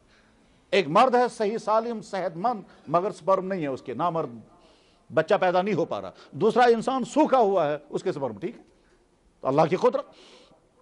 ایک دفعہ ایک صاحب نے مجھے کہا کہ جی کوئی ایسی نعمت بتائیے جس کو لوگ سمجھتے ہی نہیں ہوں۔ میں نے کہا میں بتاؤں گا ایسی نعمت ہے، دیکھیے سنیے، انسان کے پیٹ میں گیس پیدا ہو گیا، اگر اللہ اس کو نکالنے کا سسٹم نہ رکھتا تو اس گیس کو کیسے نکالیں گے باہر؟ تو اللہ نے سسٹم رکھا ہے، اس سسٹم کے بعد آپ فوراً ریلیف محسوس کرتے ہیں جب گیس باہر نکل گئی. ٹھیک اسی وجہ سے جناب رسول اکرم صلی اللہ علیہ وسلم جب پیشاب کی ضرورت پورا کر کے باہر آتے تھے فوراً کہتے تھے یا اللہ میری معافی غفرانک، یا اللہ مجھے معاف کر دے. حدیثوں میں ہے، ترمذی شریف میں حدیث موجود ہے کہ اللہ کے نبی علیہ الصلوۃ والسلام جب پیشاب کی ضرورت، چھوٹا پیشاب یا بڑا پیشاب، جب یہ ضرورت پورا کر کے باہر آتے تھے پڑھتے تھے غفرانک.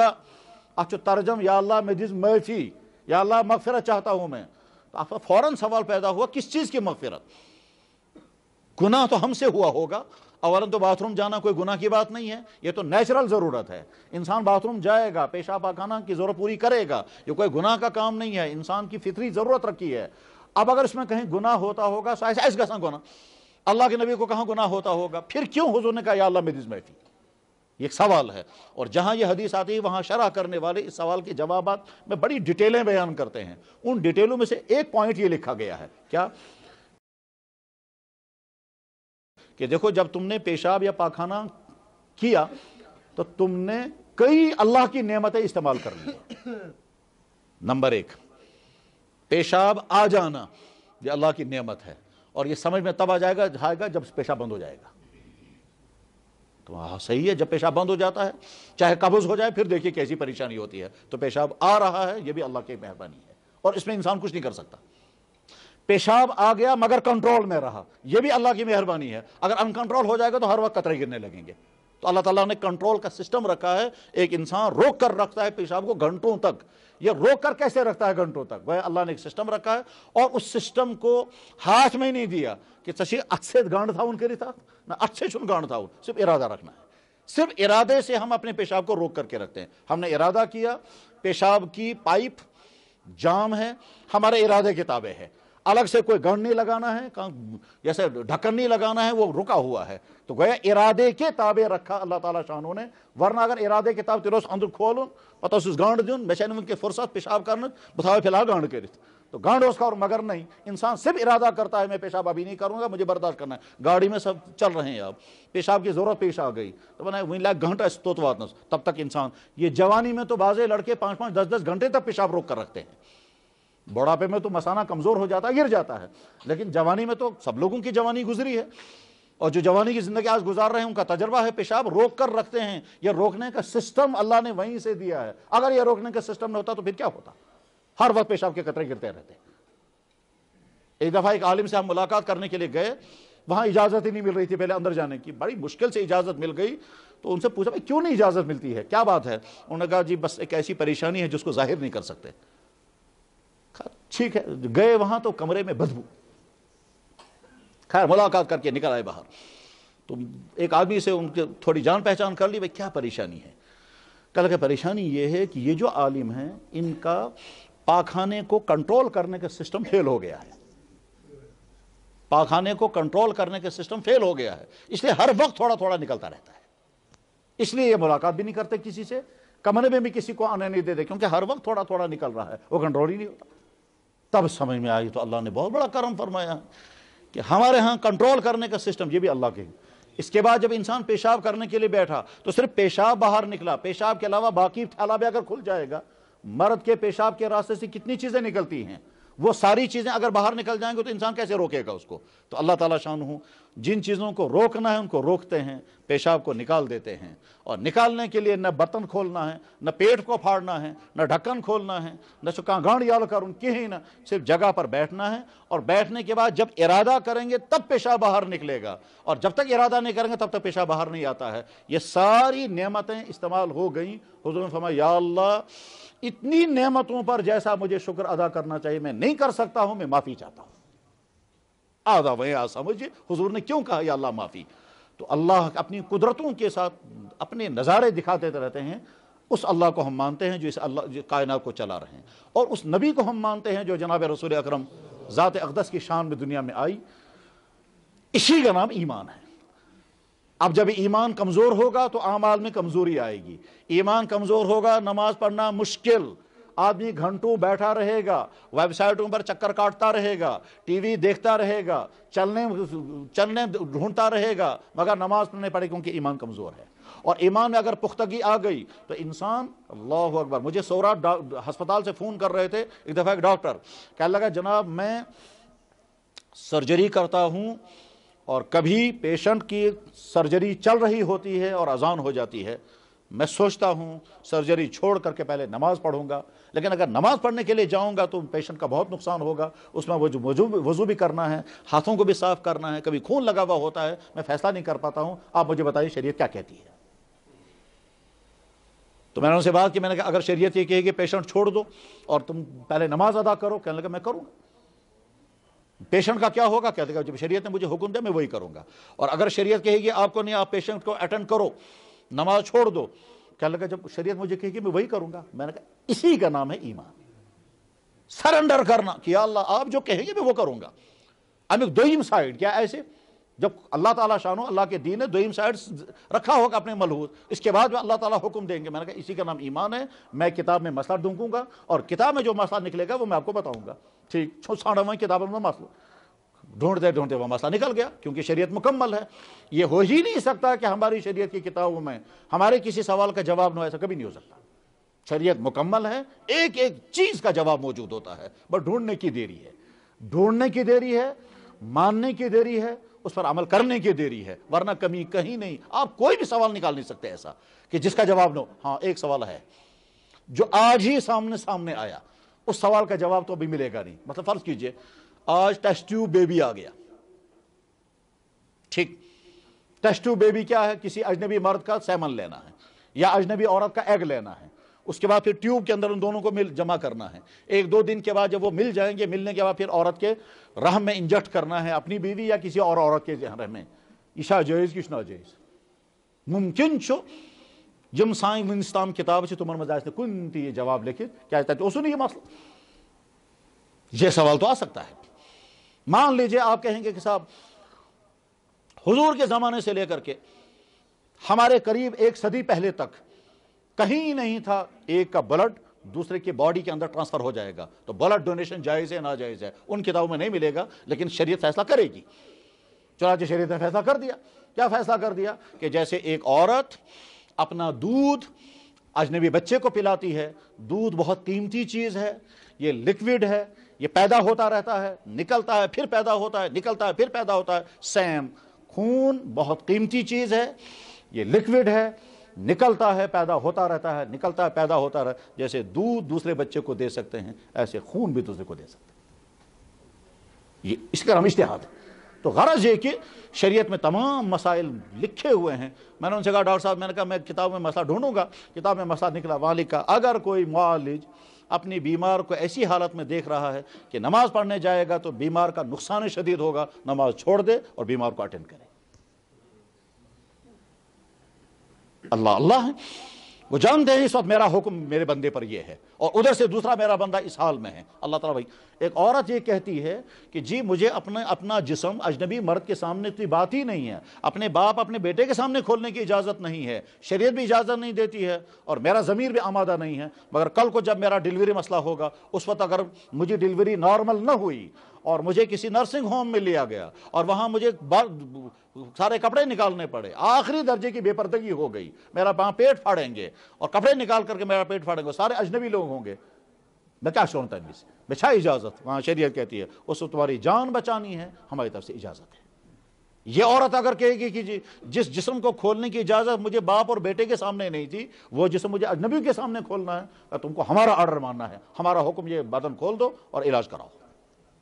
بندہ وہ ہے جو یا اللہ آپ جو مجھے حکم دیں گے، میرا نفس مانے یا نہ مانے، میری طبیعت اس کو سوٹ کرے یا نہ کرے، اگر اللہ کا قانون یہ ہے تو ہم مانیں گے۔ ایمان کا تقاضا یہ ہے میرے بھائیو، اس وقت آج جس دور میں ہم زندگی گزار رہے ہیں، اس دور میں ایمان پر جمنا، اللہ کے حکم کے مطابق زندگی گزارنا یقیناً بہت مشکل ہے۔ وجہیں بہت ساری ہیں، ان بہت ساری وجہوں میں سے اندر ایمان کی کمزوری، باہر کا ماحول بھی انتہا زیادہ برا، اس برے ماحول میں ہم مسلمان بھی شامل ہیں، ہم مسلمانوں کا ماحول بھی ایسا ہے، مثلا اگر مسلمانوں کا سکول کالج ہے تو آخری درجے کی بے پردگیاں بھی ہیں، لڑکوں اور لڑکیوں کے غلط تعلقات بھی ہیں، فحش باتیں بھی چل رہی ہیں، ویب سائٹیں بھی دیکھی جا رہی ہیں، شخص کی باتیں بھی چلتی ہیں. اس ماحول کے اندر رہ کر کے انسان اپنے دماغ کو صاف رکھے آسان نہیں ہے. اس ماحول میں ایسے ماحول میں رہ کر انسان اپنی آنکھ کو بچائے آسان نہیں ہے. یہ انسان دفتر میں پہنچتا ہے, اوپر سے لے کر نیچے تک سارے لوگ کرپشن میں ہیں. اس کرپشن میں انسان اگر کوئی وہ جی میں بھی ایک ملازم ہوں, چھوٹے درجے کا ہوں یا درمیانہ درجے کا, سارے لوگ کرپشن کر رہے ہیں, میں اپنے آپ کو کیسے بچاؤں گا؟ اور اگر بچانے کی کوشش کرتا بھی ہوں تو اپنے ہی بھائی مجھے تانا دیتے ہیں. تو ایک صاحب مجھے ملے یہیں کشمیر کے, کہنے لگے جی میں انجینئر ہوں اور جس دفتر میں ہوں وہاں وہ آتی ہیں بلیں, اور بلوں میں مجھے سائن کرنا ہوتا ہے. مجھے صاف معلوم ہو جاتا ہے کہ کام ہوا ہے کم, بل بنائی گئی زیادہ, اب مجھے سائن کرنا ہے. تو اب اگر میں سائن کرتا ہوں تو غلط چیز پر سائن کرتا ہوں, اور اگر سائن نہیں کرتا ہوں تو اوپر سے لے کر نیچے تک مجھے لوگ اعتراض کرتے ہیں, میں کیا کروں گا؟ اسی بیچ میں وہ کہتا ہے, کہنے لگا جی ایک صاحب نے مجھے یہ کہا, اگر سے یہ کرن پزی تیل کن مشید مز بینگ بنن, تم کو چاہیے تھا کسی مسجد میں اذان پڑھتے یا دفتر میں کیوں آئے؟ یہ ہے ہمارا ماحول. اس ماحول میں اسلام پر قائم رہنا مشکل تو ہے, مگر جب انسان ارادہ کرتا ہے پھر کوئی مشکل نہیں ہے. انسان حرام ماحول کے اندر بھی اپنے آپ کو بچا لیتا ہے, انسان گناہ کے ماحول میں بھی اپنے آپ کو بچا لیتا ہے, انسان کتنی گندی جگہوں پر جاتا ہے انسان اپنے آپ کو بچا لیتا ہے. مجھے آج ہی 2 نوجوان آئے ملنے کے لیے, صبح ملنے کے لیے. انہوں نے کہا جی میں نے 3 دفعہ 3 غلط تعلقات قائم کیے ہیں اور تینوں دفعہ میں نے اپنے آپ کو نکال لیا اس میں سے, اب مجھے آگے بتائیں آگے کہیں اور نہ پھنس جاؤں. توبہ کر لی. تو توبہ کرنا آسان مشکل نہیں ہے, بچنے کا ارادہ کرنا مشکل نہیں ہے. ایک بزرگ سے پوچھا گیا, کہنے لگا حضرت آج کے زمانے میں تو آنکھ کی حفاظت بہت مشکل ہے. کہنے لگا یقیناً بہت مشکل ہے, مگر اس مشکل میں آنکھ کی حفاظت کر کے دکھاؤ, اسی میں اللہ تعالیٰ شان تم کو نوازیں گے. یہ آج کے زمانے میں دل کو برے خیالات سے بچانا بہت مشکل ہے, مگر اسی ماحول میں یہ آج کے ایمان والے کو سمجھنا یہ میرے لیے چیلنج ہے کہ آج کے ماحول میں میں اپنے آپ کو برائیوں سے بچاؤں گا, اپنے آپ کو برائی سے بچا. ایک شخص کو اسلام کی دعوت دی گئی تو اس نے کہا جی بہت اچھا میں اسلام قبول کر لیتا, مگر اگر اسلام حق ہے تو مسلمان اس پر چلتے کیوں نہیں؟ اگر اسلام حق ہے جس کی تو مجھے دعوت دے رہے ہو اس پر تو مسلمان چلتے کیوں نہیں؟ اس کے بعد اب وہ تفصیل سناتا ہے کہ دیکھو مسلمانوں کے گھروں میں یہ ہوتا ہے, مسلمانوں کی شادیوں میں یہ ہوتا ہے, مسلمانوں کے دفتروں میں یہ ہوتا ہے, مسلمان لڑکوں کا حال یہ ہے, مسلمان لڑکیوں کا حال یہ ہے, مسلمانوں کے والدین کا اپنے اولادوں کے ساتھ اور اولادوں کا اپنے والدین کے ساتھ حال یہ ہے, مسلمان اس طرح سے حرام کماتے ہیں, اس طرح سے حرام کھاتے ہیں. تو اگر یہ اسلام حق ہے تو مسلمان چلتے کیوں نہیں؟ اور اگر حق ہے اور واقعی وہ کہتا ہے حق ہے مگر چلتے نہیں ہیں, پہلے مسلمانوں کو صحیح مسلمان بناؤ اس کے بعد ہم بھی بنیں گے. میرے بھائی واقعہ یہ ہے کہ اس وقت وہ آدمی کے جو باہر سے اسلام میں داخل ہوتا ہے وہ ایک ایک چیز پر عمل کر لیتا ہے, اس کو کوئی مشکل نہیں آتی. قرآن کریم میں اللہ تعالیٰ فرماتے ہیں اے ایمان والو اگر تمہیں میرے دین پر چلنا مشکل لگ رہا ہے اور تم میرے دین سے پھرنا چاہتے ہو, بہت اچھا, میں نئی قوم اسلام میں لاؤں گا اور وہ ایک ایک چیز پر عمل کر کے دکھائے گی. آیت اس طرح سے ہے یا ایھا الذین آمنوا, اے ایمان والو, من یرتد منکم عن دینہ, تم میں سے میرے دین سے جو واپس مڑنا چاہتا ہے, فسوف یأتی اللہ بقوم, اللہ کو طاقت ہے ایک نئی قوم اسلام میں لے آئیں گے, یحبہم ویحبونہ, اللہ ان سے محبت کریں گے, وہ اللہ سے محبت کرنے والے ہوں گے. اور وہ جب وہ دین پر چلیں گے تو تانا دینے والے کا ہے وہیں زیادہ دیندار کو, ان کو کسی کے تانوں کے کوئی پرواہ نہیں ہوگی, کون کیا کہتا ہے. لا یخافون لومۃ لائم, کہاں کس کیا ہوا نہیں تمہیں ایسا کوئی پرواہ کوئی واقعتاً بہت سارے لوگ جو ہیں وہ لوگوں کے تانوں سے گر جاتے ہیں. اور آج کا تانا تو دور تو وہ ہے, آج بیٹا ایمان والا بننا چاہتا ہے دین پر, والدین تنگ کرتے ہیں, والدین کہتے ہیں میں بنو خصوصی دیندار, بچہ یہ دین چلی نا. آج ہی صبح مجھے ایک صاحب کہہ رہے تھے, کہنے لگا جی میں پڑھنے کے لیے, میں والدین کی اجازت کے بغیر دین پڑھنے کے لیے فلاں جگہ گیا, والدین کہتے ہیں کہ چگو اڑچوٹ چگو کہتا تو والدین کی نافرمانی اور ان کی بد دعا. میں نے کہا بد دعا کس, یہ دعا اور بد دعا کس کو قبول کرنی ہے؟ کہ اللہ کو. بیٹا چاہتا ہے میں دیندار بنوں, والدین کہتا ہے ہماری اجازت نہیں ہے اور وہ بد دعائیں کر رہے ہیں, وہ بد دعائیں تھوڑے اللہ تعالیٰ قبول کریں گے. بیٹا وہ کہتا تھا کہ جی میں جب گندے کاموں میں کب تھا تو تب تو میرے والدین کو فکر ہی نہیں تھی, اب میں سارے گندے کاموں کو چھوڑ کر نکل آیا, والدین کہتا ہے تو کیا بنو, کہتا ادھر راجوری علاقے کا, کہتا ہے تم گجر بن گئے. دیندار بننے پر رکاوٹیں آج گھر کی طرف سے آئیں گی, سوسائٹی کی طرف سے آئیں گی, آپ سکولوں کالجوں میں جائیں گے وہاں رکاوٹیں آئیں گی. مقابلہ اسی کا کرنا ہے. اسی وجہ سے جناب رسول اکرم صلی اللہ علیہ وسلم نے صحابہ کرام کو فرمایا کہ اگر تم دین کے 90 حصے پر عمل کرو گے اور 10 حصے پر عمل نہیں کرو گے تو ہو سکتا ہے اللہ کے پکڑ ہو جائے گی. اور میری امت کا ایک زمانہ ایسا آئے گا میرا امتی دین کے صرف 10 حصے پر عمل کرے گا, اس پر بھی اللہ تعالیٰ شان راضی ہو جائے گی. دور وہی ہے اس وقت. اس لیے ایک طرف سے ہم اللہ کی بارگاہ میں شکر ادا کریں, اللہ نے ہم کو ایمان عطا فرمایا, ہم اللہ کو ماننے والے ہیں, ہم اللہ کے نبی کو ماننے والے ہیں, ہمارا یقین ہے مرنے کے بعد زندہ ہونا ہے اور ان تمام اعمال کا اللہ کا حساب دینا ہے. زندگی چلتی ہے اللہ کے فیصلوں کے مطابق. وقتی مشکلات آ جائیں گے اس میں گھبرانا نہیں ہے. جب مشکلات آئیں گے تو اللہ کے نبی کو دیکھنا چاہیے, ہماری مشکلات کچھ بھی نہیں ہے جناب رسول اکرم صلی اللہ علیہ وسلم کی مشکلات کے مقابلے میں. ابھی ایک ہفتہ نہیں ہوا, ایک صاحب ملاقات کرنے کے لیے آئے, اس نے اپنے حالات سناتے ہوئے کہا جناب میں پہلے یہ تھا ایمان سے محروم, میں نے ایمان قبول کیا, میری بیوی بھی مسلمان ہو گئی, اس کے بعد ہماری مصیبتیں شروع ہو گئی, علاقے میں ہم کو بہت تنگ کیا گیا, پھر وہاں ہماری جان کو خطرہ ہوا, پھر وہاں سے ہم نکلے, اب دوسرے فلاں جگہ پہنچے ہیں, وہاں رہنے کا کوئی انتظام نہیں ابھی. اس کے بعد پھر کہنے لگا جی اس میں بیچ میں میری بیٹی مر گئی, خود اس کی کڈنی خراب ہو گئی تو ایک کڈنی فیل ہو گئی, اس کی بیوی جو ہے وہ چھت سے نیچے گر گئی تو اسے ٹانگ ٹوٹ گئی. کہتا ہے ایک بیٹی میری بیمار ہو گئی, اس کو دلی ہسپتال میں لے گئے تو 13 لاکھ روپے لگ گئے, اور ایک بیٹا ہے اس بیٹے کو کھانا کھاتا ہے تو یہاں سے باہر کھانا باہر آ جاتا ہے, یہاں اس کو کوئی سوراخ ہے. اتنی ساری مصیبتوں میں ہوں, خود کڈنی فیلئر, ایک کڈنی کام کر رہی ہے, بیوی کے ٹانگ ٹوٹ گئی ہے, رہنے کا انتظام نہیں ہے, ایک بیٹی مر گئی ہے, ایک بیٹی کا علاج چل رہا ہے, 13 لاکھ روپے دلی میں اپولو میں خرچ ہو چکے ہیں, اور خود جو ہے ایک کڈنی فیل ہے. بیٹا جو ہے اس کو کھانا یہاں سے آتا ہے, یہاں سے باہر نکل آتا ہے کیونکہ یہاں اس کو کوئی سوراخ ہوا ہے. اور اس حال میں بھی کہتا ہے مگر اللہ کا شکر ہے ایمان ہے. جی کہتے ہیں اللہ کا شکر ایمان ہے. ان مشکلات میں کہا کیا پوچھنا چاہتے ہیں, کیا کرنے کے لیے آئے؟ کہنے لگا کچھ نہیں, بس صرف یہ دعا کرے اللہ تعالیٰ ایمان پر باقی رکھے. ساتھ میں کہتا تھا مجھے آفر آ رہے ہیں واپس آ جاؤ, یہ ساری چیزیں حل ہو جائیں گی. اس میں عجیب تانا, اس نے کہا جی تانا یہ لگتا ہے مجھے کہ چونکہ تو مسلمان بن گیا اسے ساری مصیبتیں آئی, تیری بیٹی بھی مر گئی, ایک بیٹی بیمار ہو گئی, دوسرا بیٹا اب نارمل ہے, تجھے کڈنی فیل ہو گئی, بیوی کی ٹانگ ٹوٹ گئی, رہنے کو مکان نہیں, رہنے کو جگہ نہیں ہے. اگر تو واپس آ جائے گا سب کچھ ٹھیک ہو جائے گا, مگر میں سوچتا ہوں جی واپس نہیں جاؤں گا, اگر واپس گیا تو جہنم میں جاؤں گا. میرے بھائیو, ایمان قبول کرنے والے اس طرح سے جمے رہتے ہیں. اللہ نے ہم کو ان تمام امتحانوں سے بچایا, اس لیے عہد کر کے اٹھے انشاءاللہ اپنے اس ایمان پر باقی رہیں گے, اپنے دین پر عمل کریں گے, جو کرنے والے کام ہیں وہ کریں گے, اور جو بچنے والے کام ہیں ان سے بچیں گے. کرنے والے کاموں کو کہتے ہیں اعمال, اور بچنے والے کاموں کو کہتے ہیں حرام. ہر ایمان والا اپنے پاس لسٹ رکھے کہ کون کون سی چیزیں میرے اللہ اور میرے نبی نے میرے لیے حرام کی ہیں تاکہ میں اپنے آپ کو بچاؤں. بالکل اسی طرح سے جس طرح سے کوئی بیمار ہوتا ہے وہ ڈاکٹر سے کہتا ہے ڈاکٹر صاحب میں وانتا پرہیز کیا چیزوں سے میں پرہیز کروں. آج کے جو زیادہ اچھے ڈاکٹر ہیں یا جو زیادہ اچھے ہسپتال ہیں وہ پوری لسٹ بنا کر کے دیتے ہیں, بلکہ اب تو فارم بنا کر کے دیتے ہیں, ٹک لگا کر کے دیتے ہیں, یہ چیزیں کھانا یہ چیز مت کھانا. صاحب دو ہے پوچھا کیا صاحب لسٹ میں مجھے یہ کھانا ہے یا نہیں, لسٹ میں اگر کھانا الاؤ ہے تو کھائے گا, لسٹ میں کھانا الاؤ نہیں تو نہیں کھائے گا. جب انسان اپنی صحت کے لیے اتنا فکر مند ہے تو اپنے دین کے لیے فکر مند کیوں نہیں ہے؟ اس لیے ہر ایمان والے کو ہر وقت اپنی سامنے لسٹ رکھنی چاہیے کہ جن جن چیزوں سے اللہ نے اور اللہ کے نبی نے منع کیا ہے لازمان وہ چیزیں انسانوں کے لیے نقصان پہنچانے والی تھی, اس لیے اللہ نے اللہ کے نبی نے منع کیا. اگر وہ نقصان پہنچانے والی نہ ہوتی اللہ اور اللہ کے نبی ہرگز منع نہ کرتے. اگر کہا گیا بکری کا گوشت کھاؤ اور کتے کا منہ اس کا لعاب اگر کتا کسی برتن میں منہ ڈالے تو 7 مرتبہ دھو, وہ بھی بیچارہ جانور ہے یہ بھی جانور ہے.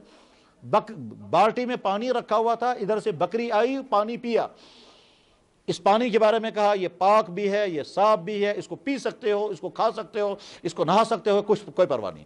ادھر سے کتا آیا اس نے بھی تھوڑا سا پیا, اب حکم آئے گا پانی ناپاک ہو گیا, برتن کو 7 مرتبہ دھو. یا رسول اللہ یہ بھی جانور ہے یہ بھی جانور, اس کی بھی 4 ٹانگیں اس کی بھی 4 ٹانگیں, اس کے بارے میں اتنی آسانی, اس کے بارے میں اتنا سٹرکٹر, وجہ کیا ہوئی ہے؟ کچھ نہ کچھ وجہ ضرور ہوگی. آج کا زمانہ بتا رہا ہے کہ کتے کے منہ میں جراثیم ہیں, اور وہ جراثیم کبھی پھیل جاتے ہیں اور انسان کو کاٹیں گے تو انسان پاگل ہو جاتا ہے. اس لیے اللہ کے نبی نے 1400 سال پہلے فرمایا کتے کا اگر برتن میں منہ ڈالے گا تو اس کو دھو. آج پتا چلا, یہ یقین رکھنا چاہیے اگر اللہ کے نبی نے کسی چیز کو حرام کیا ہے, آتما ایس کا نقصان اور خطرناک نقصان ہے توے کو حرام. ورنہ یہ ہو ہی نہیں سکتا. ایک چیز بڑی فائدے مند تھی پھر بھی اللہ کے نبی نے حرام کی. تو ہر ایمان والا اپنے سامنے لسٹ بنا کر کے کہ یہ چیزیں اللہ کے نبی نے میرے لیے حرام کی ہیں اللہ کے حکم سے. قرآن تو کہتا ہے اے میرے نبی لوگوں کو کہو جمع ہو جاؤ میرے پاس, میں تم کو سناؤں گا تمہارے رب نے کون کون سی چیزیں تمہارے لیے حرام کر دی ہیں. قل, آپ کہیے, تعالو, آ جاؤ, اتلو ما حرم علیکم ربکم, میں پڑھوں گا تمہارے سامنے ڈیٹیل کون کون سی چیزیں تمہارے خدا نے, تمہارے رب نے, تمہارے بنانے والے نے تمہارے لیے حرام کی ہیں.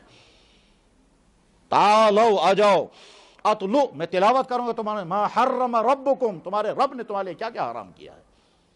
ایمان والا وہی ہے, یا اللہ میرا نفس مانے یا نہ مانے, میری سوسائٹی مانے یا نہ مانے, آپ نے اگر کسی چیز کو الاؤ کر دیا میں اس کو مانوں گا, اور اگر آپ نے کسی چیز کو بین کر دیا ہے تو میں اس سے بچوں گا چاہے لوگ کچھ بھی کہیں گے. اسی کا نام ایمان ہے, اور اسی میں اللہ تعالیٰ شاہ نے کامیابی رکھی ہے. اللہ جل شانہ اس دین پر ہم کو چلنا آسان فرمائے, اور اس دین کو ایکسیپٹ کرنا ذہن کے اعتبار سے بھی, دل کے اعتبار سے بھی, عمل کے اعتبار سے بھی ہمارے لیے آسان سے آسان تر ہو. وآخر دعوانا ان الحمد للہ رب العالمین برحمتک یا ارحم الراحمین.